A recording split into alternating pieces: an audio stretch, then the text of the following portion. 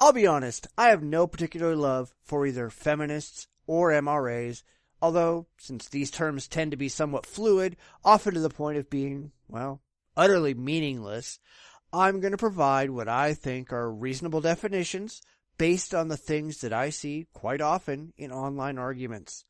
If my definitions do not match what you believe, don't get your burqa in a bunch. Please review my discussion on labels to understand that if it doesn't apply to you, you got no reason to be upset. Now, I know that just posting this video is going to get people mad because, like Fight Club, it's something you're not supposed to talk about.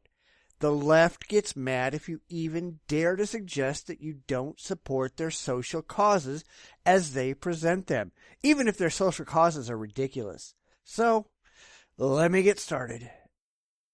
There have been multiple waves of feminism in the United States over the years, starting all the way back in the early 1900s when women wanted the right to vote and protested, almost always peacefully and usually very respectfully, and convinced men to cast their ballot and pass the 19th Amendment that granted women the very well-deserved right to vote. The second wave of feminism came in the late 1960s through the early 1980s when women began to campaign for equality in many different arenas that included social, sexual, workplace, and family equality. Third wave feminism started in 1992 with an essay by Rebecca Walker that coined the term. It was focused on gender roles, sexual and social expectations, and has been particularly directed at the problems of gay women and minority women, and, more recently, transgendered women. In extremely recent times, something has popped up that's been described as fourth wave feminism, which, if you want my opinion, it's really just an extension of the most radical of third wave feminists into an online world. It's somewhat of a mess because it incorporates ideas from across the social justice continuum. Again, as I discussed in my video on labels, trying desperately to take an entire range of ideas and stuffing them under a single umbrella that describes your entire spectrum of positions with a single word is confusing at best and utterly absurd at worst, yet this seems to be a growing trend.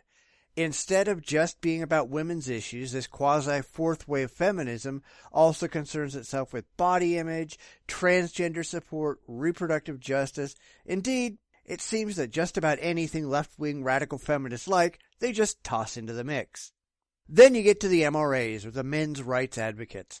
It was a reaction to the backlash of feminism starting in the 1970s, where the movement accused feminism of having gone too far and instead of fighting for equal rights, had gone on to purposely harm men and attempt to achieve greater rights in many cases. There are, without a doubt, many areas of life where women have achieved greater rights than men. Women are regularly given lighter prison sentences for exactly the same crimes than men. Women have far more rights when it comes to child custody and spousal support. Women's diseases, especially breast cancer research, are funded at a rate much, much higher than diseases that affect men. Violence against women is treated as a far greater crime than violence against men. The list goes on and on and on. And I agree, modern feminists in general really don't care about any of these things. The things they're behind on, they want to catch up. The things they're already ahead on, they want to keep. That's not equality. It's because of that fact that I don't really care much for either group.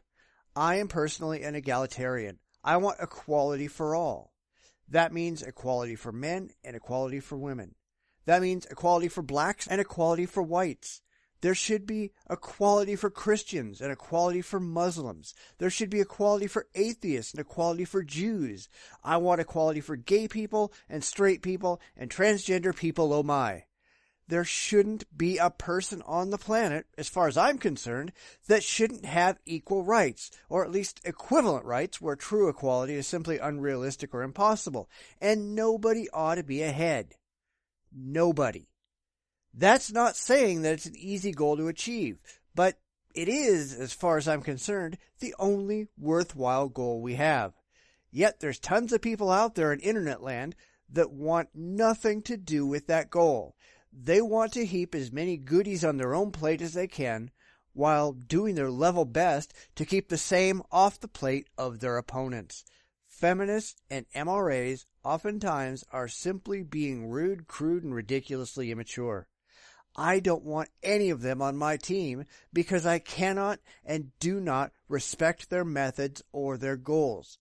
That's why I refuse to label myself as either a feminist or an MRA. There's just too many assholes across the board in both groups to make them worthwhile. Of course, if you say that, you get a lot of screaming and gnashing of teeth from both sides. The feminists call you misogynist, which honestly has become little more than a general-purpose insult that means, wah, you don't agree with me. They'll accuse you of being part of the patriarchy, that thing they can't demonstrate exists, but never let a lack of evidence get in the way of a good cry. I haven't seen that kind of thing necessarily with the MRAs, but I'm sure it's out there to some degree. Until both sides can stop being feminists and stop being MRAs and just start caring about actual equality, both of them can take a long walk of a short pier into a lake of reason, logic, and critical thinking. The dunking would do both of them a world of good. And in both cases, the sides tend to be wholly far-left liberal, and that's enough reason for me to want nothing to do with either one of them. I don't see a lot of conservative feminists, although there are a few, and they largely look at the disaster that is fourth wave feminism and shake their heads sadly. Even Hermione Granger herself, UN-appointed Women's Ambassador Emma Watson, has realized that far too often the supposed feminist belief that men and women ought to have equal rights has turned into little more than man-hating. I was appointed as Goodwill Ambassador for UN Women 6 months ago. And the more I've spoken about feminism, the more I have realized that fighting for women's rights has too often become synonymous with man-hating. Within 12 hours of making this statement, she received numerous threats from women's groups who didn't like their dirty little secret coming out. I'm sorry, radical feminists, but you are not fooling anyone. It's blatantly obvious to anyone who wants to look at your writings, at your actions, and at your political positions that you are every bit a hate group. And of course, the Southern Poverty Law Center would never admit to that because they're getting fat in the far left pocket. So let's see who the first one is to insult me when I post this video. Will it be the radical feminists who call me a misogynist and declare that I'm part of the patriarchy? Or will it be the MRAs who might call me a man-hater or some such? Bets, anyone? I know which way I'm leaning. Somebody, please prove me wrong. Thanks for listening. Please leave constructive comments, criticisms, and ideas below.